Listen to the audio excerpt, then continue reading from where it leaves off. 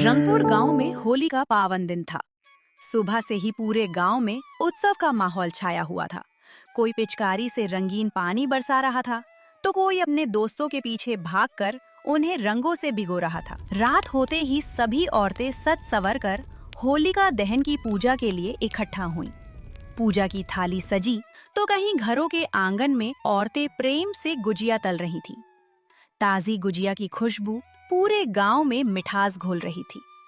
जवान लड़के हंसी मजाक में एक दूसरे को रंगों से भिगो रहे थे। पूरा गांव खुशियों के रंग में डूबा हुआ था। लेकिन उसी गांव में एक घर ऐसा भी था जहां रंग नहीं, रोने की आवाजें गूंज रही थी।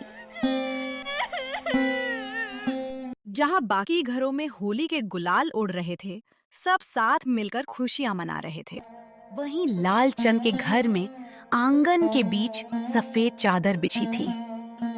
दीवारों पर लगे रंग सूख चुके थे और पूरा घर श्मशान घाट जैसा सन्नाटा ओढ़े बैठा था। आज उस घर में होली नहीं, बल्कि परिवार के सहारे लालचंद की अंतिम यात्रा की तैयारी हो रही थी। बाबूजी, आज पूरे गांव में लोग रंग खेल रहे हैं और आपकी बेटी आपको आग के हवाले करने जा रही है। आपने कहा था मेरी शादी ढोल नगारों से होगी। ये कैसे विदाई दे रहे हो मुझे? कोमल की चीखें सुनकर वहां खड़ा हर इंसान रो पड़ा, लेकिन मौत किसी की पुकार नहीं सुनती। जब चिता को आग दी गई, तो ऐसा लगा जैसे उस घर की खुशियां, हंसी और सुरक्षा सब उसी आग में जल गई हों। लालचंद, तुम तो चले गए, लेकिन हमारी बेटी को किसके भरोसे छोड़ गए? अब कौन इसका सहारा बनेगा? पति का गम मीनावती सह नहीं पाई। दिन रात रोते रोते उसकी आंखों की चमक बुझ गई। मगर बहू और बेटे सब अपने जीवन में मस्त थे। उनकी तबीयत भी खराब रहने लगी और कुछ ही दिनों में चिंता ने मीनावती की सांसें भी छीन ली। होली के रंग अभी गांव की दीवारों से मिटे भी नहीं थे कि उसी घर से दूसरी अर्थी उठी। अब कोमल सच में अनाथ हो चुकी थी। जिस घर में कभी त्योहार हंसी से शुरू होते थे, आज वहां चूल्हा तक नहीं जला था। दोनों माँ बाप के जाने के बाद रिश्तों के असली रंग धीरे धीरे सामने आने वाले थे। होली आने वाली थी, लेकिन इस घर में रंगों की जगह लालच और स्वार्थ ने जगह बना ली थी। एक दिन महेश का दोस्त आया महेश से कुछ बात करने, जो कि पूरे गांव भर में उधर की बातें उधर करता था। महेश बेटा, अब तुम्हारे माँ बाप नहीं रहे। जमीन जायदाद का बंटवारा कर लो, वरना कल को भाई भाई दुश्मन बन जाएंगे। सही कह रहे हो चाचा, अब सब साफ होना चाहिए। हाँ भैया, बाद में कोई झगड़ा न रहे, इसलिए बराबर हिस्सा चाहिए। कुछ घंटों में खेत, घर, पैसा सब कागजों में बट गया। लेकिन अचानक शांति ने कड़वी बात कही। अच्छा ये बताओ, कोमल किस हिस्से में जाएगी? इसका बंटवारा कैसे करे? जब संपत्ति आधी आधी हुई है तो जिम्मेदारी भी आधी ही होगी ना।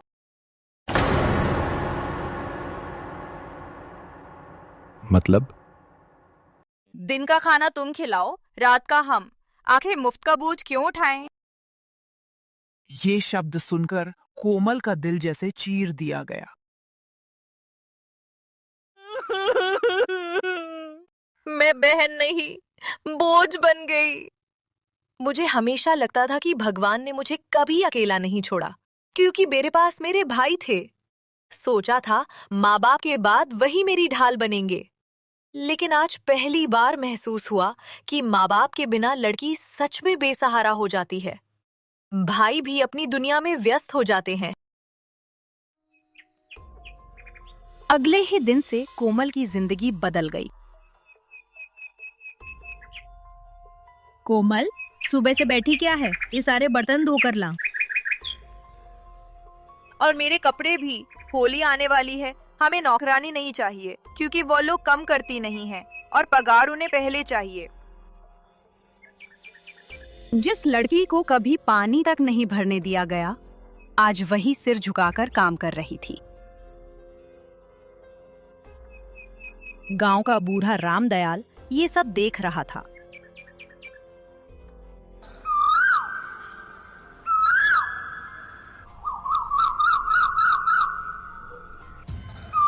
जब माँ बाप थे तब बेटी रानी थी, अब अनाथ होते ही नौकरानी बन गई। शाम को उसने भाइयों को समझाया। कोमल की शादी कर दो, लड़की ज्यादा दिन ऐसे रखना पाप है। शादी करेंगे, लेकिन खर्चा कौन देगा? कोमल की शादी का खर्चा बराबर देंगे, बराबर हिस्सा बांटा है तो। अमीर घर में शादी करोगे तो सोना चांदी, वॉशिंग मशीन, फ्रिज, पूरा घर का सामान देना पड़ेगा। सीधी बात, गरीब लड़का ढूंढो और छुटकारा पाओ। आखिर कोमल हमारी जिम्मेदारी थोड़ी है। दोनों भाई घर से निकल गए एक गरीब लड़की की तलाश में। रास्ते में उन्हें मिला सुधीर, एक गरीब लड़का जो चल भी नहीं सकता था। आपकी बहन की जिंदगी खराब हो जाएगी, मैं अपाहिज हूँ। हमें दया नहीं चाहिए, हमें बस अपना सर का बोझ हल्का करना है। बस कोमल की शादी करनी है। रिश्ता वहीं तय कर दिया गया। कोमल को सच्चाई बताए बिना होली से 2 दिन पहले शादी तय कर दी गई। भैया, कम से कम इतना तो बताओ, मेरा जीवन साथी कौन है? लड़कियां ज्यादा सवाल करे तो घर नहीं बसता। जो मिल रहा है उसी में खुश रहना सीख, और खबरदार एक शब्द भी कहा तो।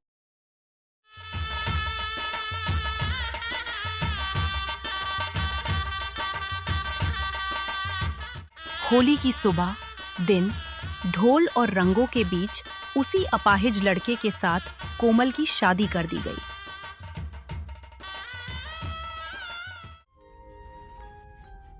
ससुराल पहुंचते ही कोमल की आंखें अपने पति को खोजने लगीं। होली के रंग अभी भी उसके हाथों पर लगे थे, लेकिन अगले ही पल उसकी जिंदगी का रंग उड़ने वाला था। एक हाट पर बैठा एक युवक दिखाई दिया जिसके पास बैसाखी रखी थी। ये कौन है? भाभी, ये मेरे भैया सुधीर हैं, आपके पति। उसकी सांसें रुके। ये चल क्यों नहीं रहे?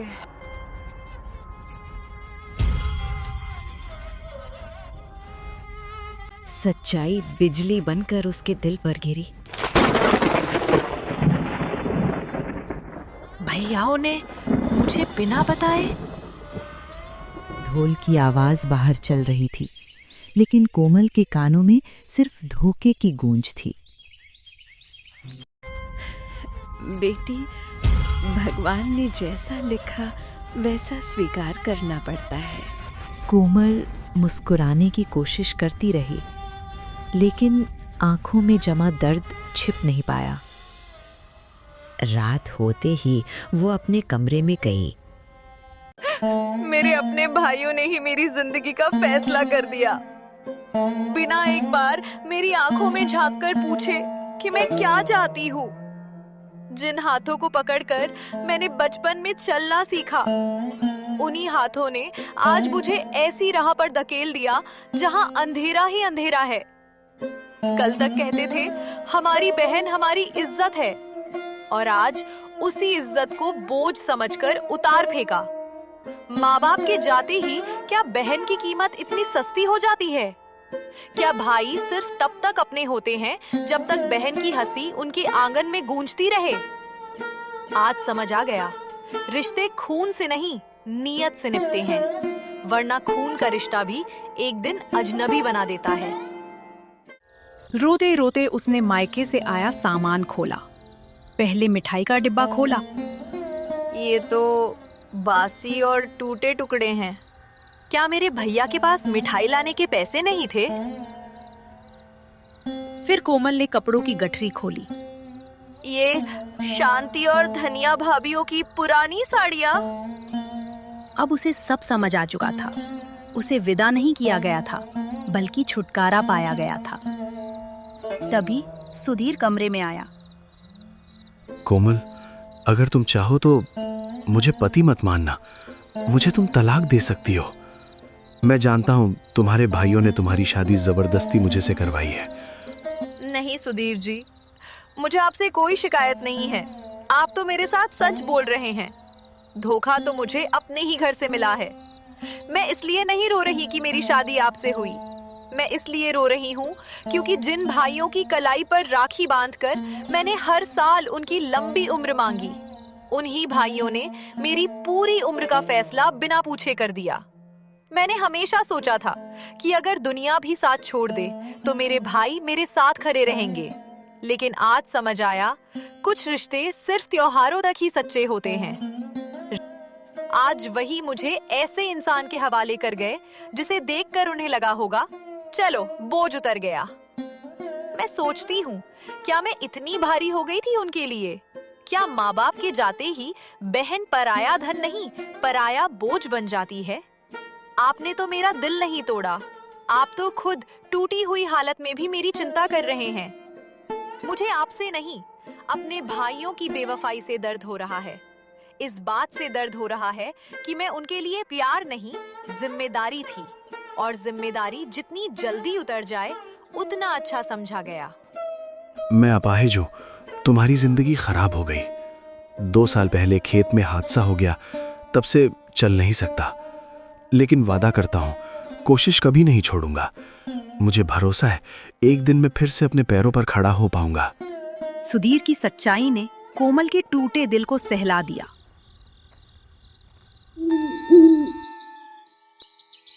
अगली सुबह होली का दूसरा दिन था। गांव में रंग खेला जा रहा था।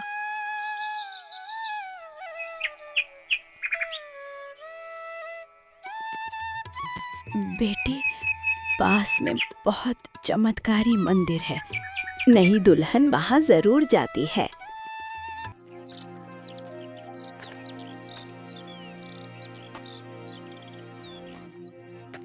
कोमल अकेली मंदिर की ओर चल पड़ी। उसके कदम भारी थे, लेकिन विश्वास जिंदा था। मंदिर में रंगों से सजी भगवान की मूर्ति के सामने वो टूट गई।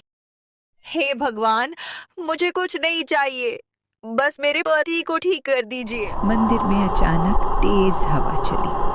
दीपक की लौ तेज उठी, मानो उसकी पुकार सुन ली गई हो। घर लौटकर उसने फिर से सामान खोला, सामान को फेंकाने के लिए, और उसी पल वह चौंक गई। बासी मिठाई नोटों की गड्डियों में बदल चुकी थी। फटी साड़ियां चमकदार नए वस्त्र बन चुकी थीं। ये भगवान का आशीर्वाद है। कोमल कुछ पल तक स्तब्ध खड़ी रही। उसके हाथ कांप रहे थे, दिल तेज धड़क रहा था। क्या सच में भगवान ने उसकी पुकार सुन ली थी? प्रभु, मैं समझ गई, ये आपकी होली का रंग है। ये पैसा मेरे पति के इलाज में लगेगा और मेरे भाइयों की इज्जत भी बची रहेगी। कोमल सुरेश को शहर लेकर गई इलाज करवाने के लिए। इलाज शुरू हुआ। दवाइयाँ, थेरेपी, उम्मीद। कोमल, इतना खर्चा क्यों कर रही हो? ये मेरे मायके का आशीर्वाद है। दिन हफ्तों में बदले, हफ्ते महीनों में, और एक दिन। बधाई हो कोमल, अब ये बिना सहारे के भी चल सकते हैं। भगवान की दया से सब ठीक हो गया। कोमल, तुमने मुझे दोबारा जन्म दिया है, इस दुनिया का सामना करने लायक बनाया है। सास हाथ जोड़कर, बहू नहीं देवी है तू। सुधीर ने मेहनत शुरू कर दी। खेत किराए पर लिया, दिन रात काम किया। होली के रंगों की तरह किस्मत भी बदलने लगी। कुछ ही महीनों में उन्होंने नया घर बनवा लिया। अब वो घर रोशनी से भर चुका था। उधर मायके में भैया, दिल घबरा रहा है। 1 साल, पूरा 1 साल गुजर गया और हमने एक बार भी मुड़कर नहीं पूछा कि हमारी बहन कैसी है, किस हाल में है, जिंदा भी है या नहीं। आज उसी बहन के बिना दूसरी होली आ रही है और हम ऐसे बैठे हैं जैसे हमारी जिंदगी में कभी कोमल थी ही नहीं। कहीं हमने बहुत बड़ा पाप तो नहीं कर दिया। अब डर लगने लगा है, कहीं भगवान हमसे हमारे ही पापों का हिसाब न मांग ले। चलो देख आते हैं उसे। आखिर वो हमारी अकलौती नानन थी। हमने उसके साथ सौतेले से भी बढ़कर उसके साथ जुल्म किया है। जब वे पहुंचे, झोपड़ी की जगह बड़ा घर खड़ा था। आपकी बहन आई तब से सब बदल गया। चारों के पैरों तले जमीन खिसक गई।